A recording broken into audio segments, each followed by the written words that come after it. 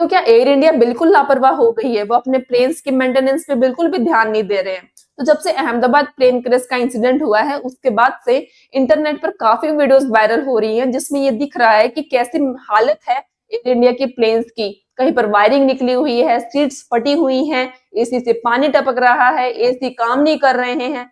इस तरह की जो वीडियोस हैं वो देखने को मिल रही हैं। तो ये सब तो वो चीजें हैं जो सबको दिखती हैं और लोग वीडियो बना लेते हैं। ऐसी और भी कई चीजें होती है जो हमें नहीं दिखती, जैसे कि इंजन का अंदर का मेंटेनेंस कैसे करते होंगे, या फिर टेक्निकल वायरिंग होती है, इंटरनल टेक्निकल वायरिंग होती है, जो अगर बिगड़ गई तो कितना बड़ा इंसिडेंट हो सकता है, कितना बड़ा रिस्क हो सकता है, इस उसका मेंटेनेंस कैसे करते होंगे। ये सभी चीजों पे सवाल खड़े होते हैं।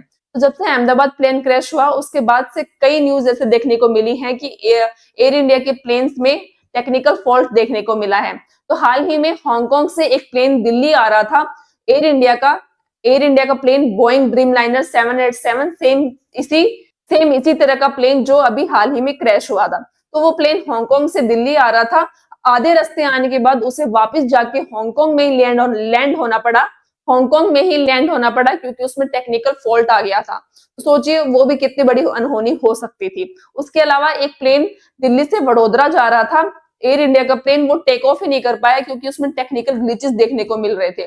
और एक प्लेन जो कि जयपुर से बेंगलोर जाने वाला था, वो टेक ऑफ ही नहीं हुआ, जबकि उसमें 3 बार पैसेंजर्स को बिठाया गया, उतारा गया टेक ऑफ करने के लिए, और 5 घंटे तक तो पैसेंजर्स को प्लेन के अंदर बैठा के रखा कि अभी चलेगा, पर वो टेक ऑफ नहीं हुआ, उसमें टेक्निकल ग्लिच रहा।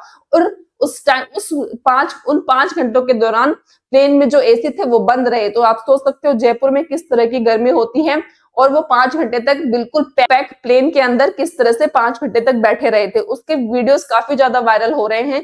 जो पैसेंजर्स बैठे हुए थे उन्होंने बनाए थे वो वीडियो, जो काफी ज्यादा वायरल हो रहे हैं। तो इन सभी इंसिडेंट से एयर इंडिया पे सवाल खड़े हो रहे हैं कि वो किस तरह के मेंटेनेंस कर रहे हैं। हम सभी को पता है कि टाटा ग्रुप ने एयर इंडिया को सरकार से खरीदा है, पर अब ये एयर इंडिया की जिम्मेदारी बनती है कि वो हर प्लेन को सही से मेंटेन करके रखे।